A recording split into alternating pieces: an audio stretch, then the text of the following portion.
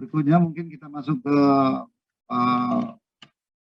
pembicara kedua, yaitu Dr. Iin Nur Sosin. Ya. Untuk Dr. Iin Nur Sosin, mohon maaf, tadi awalnya saya pikir ini dari Malaysia, rupanya dari lahir di Probolinggo. Jadi Dr. Iin ini lahir di Probolinggo, menyelesaikan dokter umum dan spesialis parunya di Universitas Brawijaya, dan saat ini sebagai anggota PDPI tentunya dan anggota DPD. Untuk Dr. Iin, kita berikan waktu 20-25 menit memberikan paparan tentang vaksin pneumonia. Kepada Dr. Iin, kami persilakan.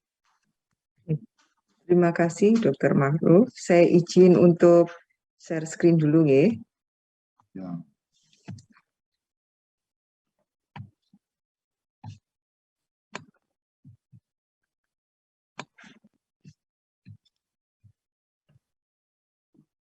Apakah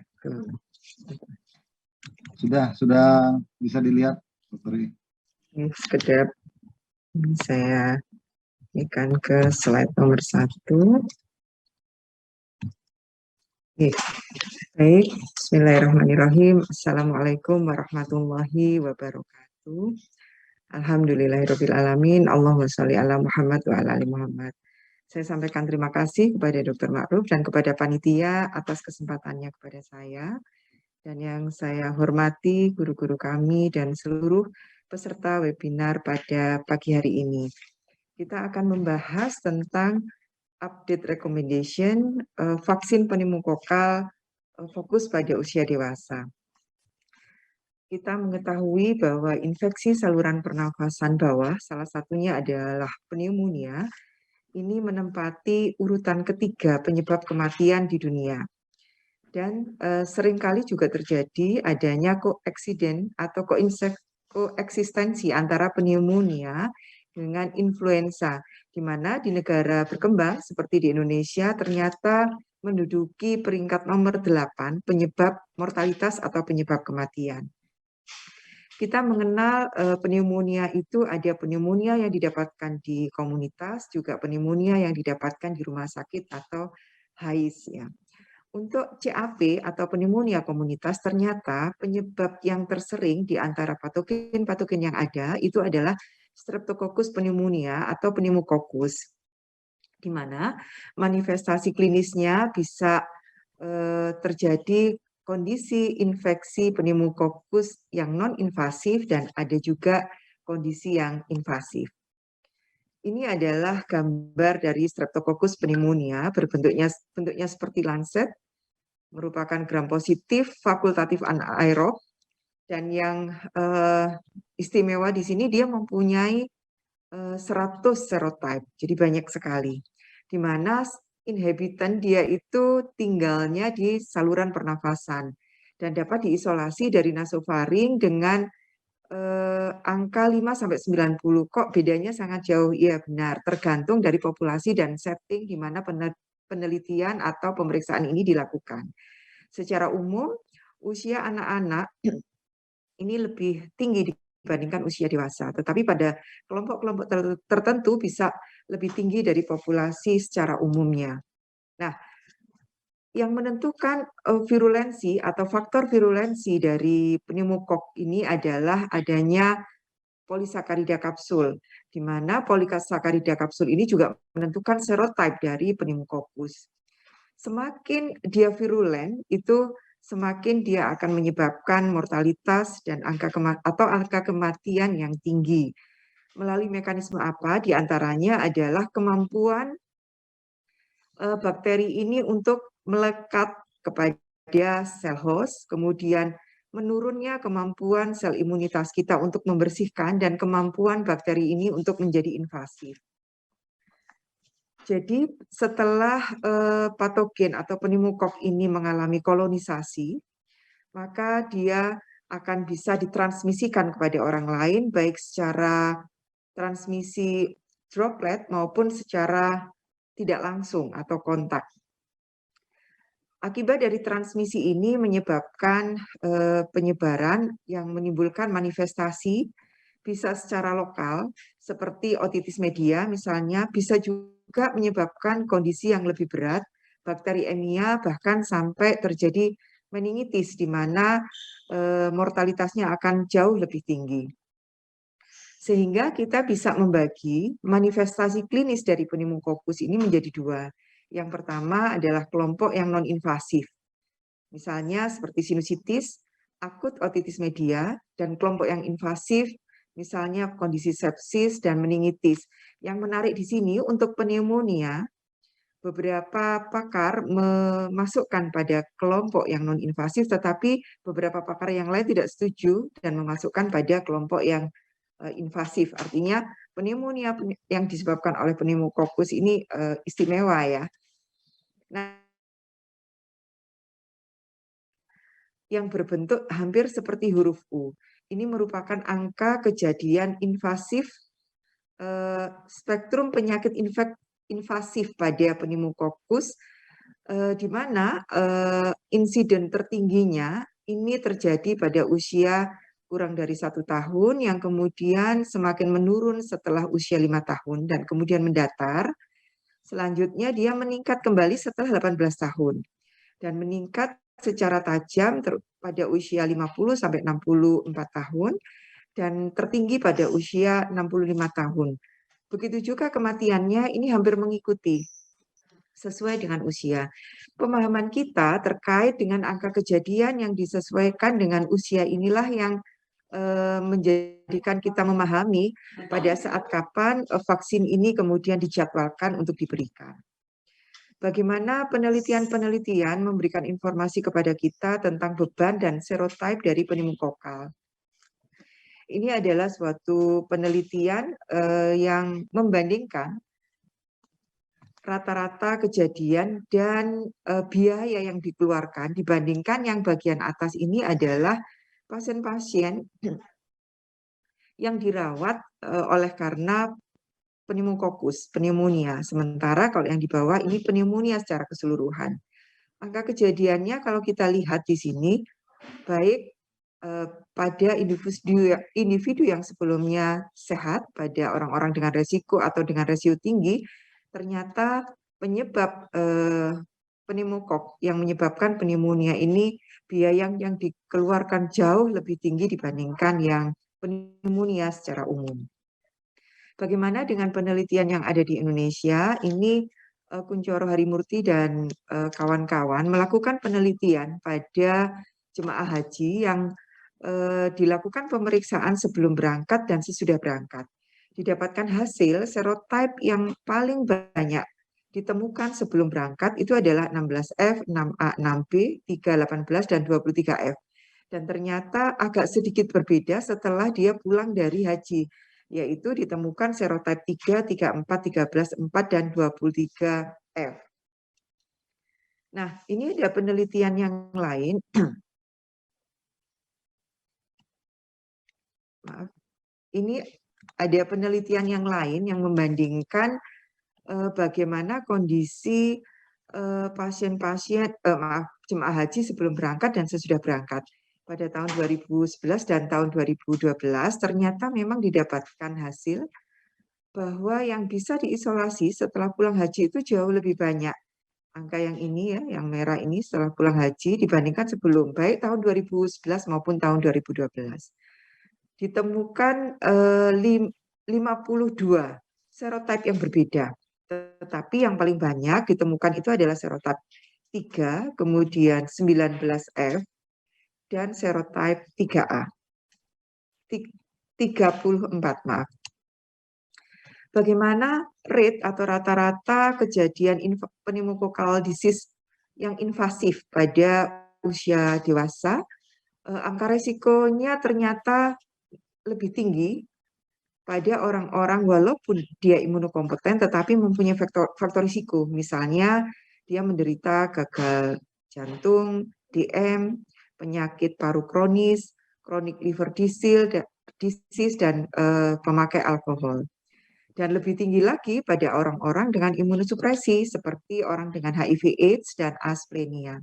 bila dibandingkan dengan healthy patient. Ini juga data yang menjadikan kita memahami bahwa kenapa pada orang-orang dengan imunosupresan, supresif kondisi dengan kondisi at risk ini menjadi populasi yang sangat direkomendasikan untuk diberikan vaksin pneumokok. Nah, ini adalah data penelitian tahun 2016, sudah agak lama ya sebenarnya. Di sini menunjukkan bahwa pada usia kurang dari 5 tahun, lebih dari 5 tahun, atau kemudian pada semua usia, ternyata keberadaan PCV atau vaksin pneumokokus yang diberikan itu mampu menurunkan angka kematian. Kalau kita baca di sini yang warna abu dibandingkan dengan yang warna merah marun, ini angkanya menjadi turun atau menjadi lebih kecil. Nah, bagaimana untuk efikasi, effectiveness, dan keamanannya? Saat ini kita mengenal ada dua kelompok ya, ada dua vaksin ya, yang mempunyai mekanisme yang berbeda untuk pneumokokus ini. Yang pertama adalah PPSV atau polisakarida, di mana dia mekanisme kerjanya tidak tergantung pada sel limfosit T, sehingga sel limfosit B dalam hal ini bisa menghasilkan imunoglobulin M atau antibodi yang ini cukup efektif pada usia dewasa muda atau dewasa tua. Dan efektivitas ini menurun seiring dengan waktu, di mana antibodi ini akan bisa menurun. Karena memang pada PPSV ini tidak terdapat atau tidak terbentuk sel B memori. Sementara pada kelompok kedua, ini ada PCV. PCV itu kita awalnya ada PCV 7, kemudian 10, 13, 15 ya. Dia sudah dikonjugasikan dengan protein tertentu yang ini dapat meningkatkan imunogenisitas dari vaksin ini. Dan mekanisme kerjanya dia tergantung pada limfosit T. Sehingga selain antibodi yang dihasilkan juga akan terbentuk suatu memori sel B yang ini menyebabkan efektivitasnya menjadi long term karena ada memori sel B. Dan untuk vaksin ini cukup efikasinya bisa diberikan kepada populasi usia dewasa maupun anak-anak usia kurang dari 2 tahun. Nah, bagaimana coverage serotype yang ada pada masing-masing vaksin? Ini adalah vaksin yang mengandung 10 serotype, kemudian dikembangkan menjadi 13 serotype, dikembangkan ini ada yang 15 serotype, dan kemudian yang terbaru, walaupun di Indonesia belum ada, itu adalah yang mengandung 20 serotype. Nah, untuk PPSV, ini mengandung 23 serotype, tetapi untuk serotype yang 6A ini memang tidak terkandung di dalamnya. Nah, bagaimana kaitannya serotype ini yang terkandung pada vaksin PPSV 23 yang paling lengkap ya, ini ternyata mampu mengcover atau melindungi karena pada beberapa serotype yang ada di dalamnya ini menyebabkan severitasnya yang meningkat, dan ini ada pada vaksin. Rata-rata kejadian meningitis atau bakteriemianya juga semakin meningkat disebabkan oleh serotype ini, dan ini pun juga ada pada serotype PPSV. Dan penyebab antibiotik resisten ini pada serotype yang ini, ya saya tunjukkan saja karena banyak, dan prevalensi yang meningkat pada usia dewasa pada serotype ini, dan ini tercover atau ada pada vaksin PPSV. Nah, bagaimana dengan di Indonesia penelitiannya? Ini ada penelitian 6 penelitian yang sudah dilakukan. Ternyata serotype yang ada di Indonesia cukup lengkap, dan termasuk di dalamnya adalah serotype 6A. Ini ditemukan pada semua peneliti melaporkan bahwa terdapat serotype 6A. Nah, ini adalah penelitian yang dilakukan di Jepang ya, terhadap perawat yang memberikan perawatan di rumah, yaitu membandingkan insiden kejadian infeksi pneumonia pneumokokal pada yang divaksin dan yang kontrol, yang tidak divaksin. Ternyata mampu menurunkan insiden sampai 64%. Kalau untuk semua kasus pneumonia 45%. Begitu juga untuk kematiannya.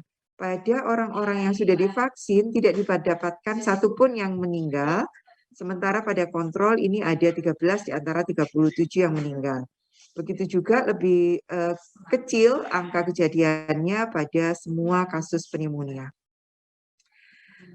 Antibodi yang ada pada darah ini akan menurun seiring waktu, dan pada usia yang lebih tinggi vaksinasi ini memberikan efektivitas yang juga semakin menurun. Tetapi kalau kita lihat di sini, ternyata efektivitasnya masih cukup setelah 5 tahun pemberian vaksin. Terutama untuk vaksin yang diberikan pada usia yang kurang dari 55 tahun sampai 74 tahun, tetapi menurun sangat setelah pemberian pada saat diberikan di atas usia 75 tahun. Nah, bagaimana dengan penelitian yang memberikan gambaran kepada kita, membandingkan antara orang-orang yang tidak divaksin, pasien-pasien yang tidak divaksin, ini yang paling tinggi angka kejadian opnamenya karena pneumonia. Dan yang paling rendah itu apabila diberikan vaksin double, yaitu diberikan vaksin pneumokok dan vaksin influenza. Ya, ini yang warna merah muda. Sementara yang diberikan sendiri ini hampir sama kejadiannya. Diberikan sendiri ya, tidak double maksudnya ya, antara pneumokok dengan influenza. Nah, sekarang kita mencoba untuk mempelajari bagaimana rekomendasi dari beberapa komite dan organisasi profesi terhadap pemakaian vaksin pneumokok ini. Kalau kita lihat di sini rekomendasi dari yang diberikan oleh ACIP itu untuk usia 65 tahun cukup diberikan 1 kali saja vaksin PPSV 23. Dan untuk usia di atas 65 tahun, walaupun dia imunokompeten tetapi dia mempunyai faktor risiko, atau usia yang lebih muda juga imunokompeten juga mempunyai faktor risiko, ini sama diberikan 1 kali saja dengan PPSV 23. Tetapi apabila sudah terlanjur mendapatkan PCV 13 sebelumnya, maka tetap disarankan atau direkomendasikan untuk diberikan ulang PPSV 23 setelah 1 tahun kemudian. Nah, untuk orang-orang dengan kondisi imunosupresi, walaupun dia usianya masih muda, 19-65 tahun, dan apalagi pada usia lebih tua, misalnya pada orang-orang dengan gagal jantung, penyakit kongenital, imunodefisiensi, penyakit malignansi, HIV/AIDS, Hodgkin disease, iatrogenic immunosuppression, leukemia, limfoma, multiple myeloma, nephrotic syndrome, solid organ transplant yang direkomendasikan diberikan pertama kali dengan PCV. Kemudian diulang dengan PPSV 23 setelah 8 minggu, dan setelah 5 tahun kemudian diberikan ulangan PPSV 23.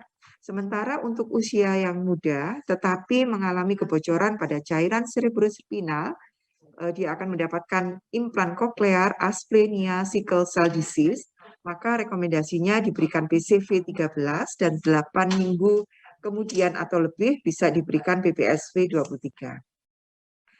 Nah, ini ada beberapa rekomendasi dari organisasi profesi terkait dengan penyakit yang mendasari. Untuk diabetes mellitus sama. Di usia 2-64 tahun yang direkomendasikan adalah PPSV 23. ITSA juga merekomendasikan pemberian PCV 13 secara rutin itu tidak direkomendasikan, tapi yang direkomendasikan adalah PPSV 23. Sementara AHA untuk kondisi penyakit kardiovaskuler sama yang direkomendasikan setelah usia 65 tahun adalah PPSV 23. Bagaimana dengan GOLD, kronik pada penyakit kronik obstruksi pulmonary disease, sama. Pada individu atau populasi di atas 65 tahun yang direkomendasikan adalah PPSV 23.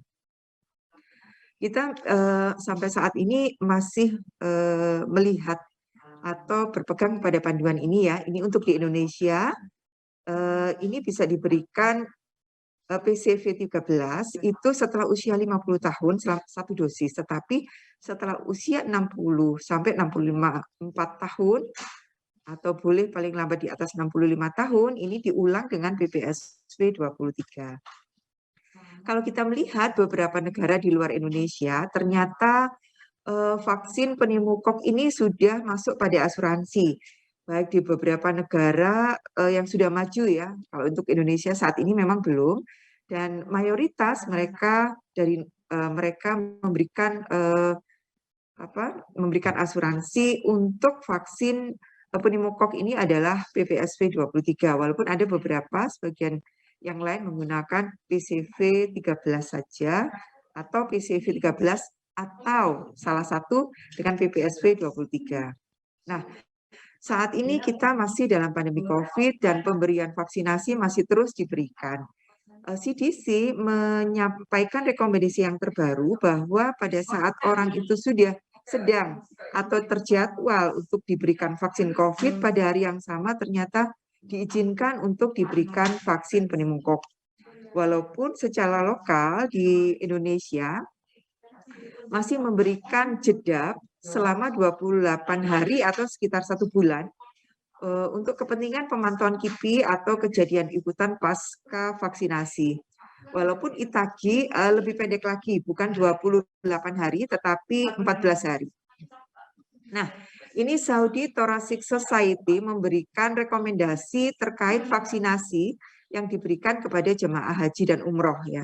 Dikatakan di sini vaksin ini untuk usia di atas 50 tahun ya bisa diberikan PCV 13 dan PPSV 23. Tetapi apabila kondisi tidak memungkinkan minimal diberikan PPSV 23. Sementara untuk imunokompeten tetapi dengan faktor resiko ini boleh diberikan single saja PPSV 23 setidaknya 3 minggu sebelum dia berangkat haji. Bagaimana dengan usia dikurang dari 50 tahun tidak direkomendasikan ya.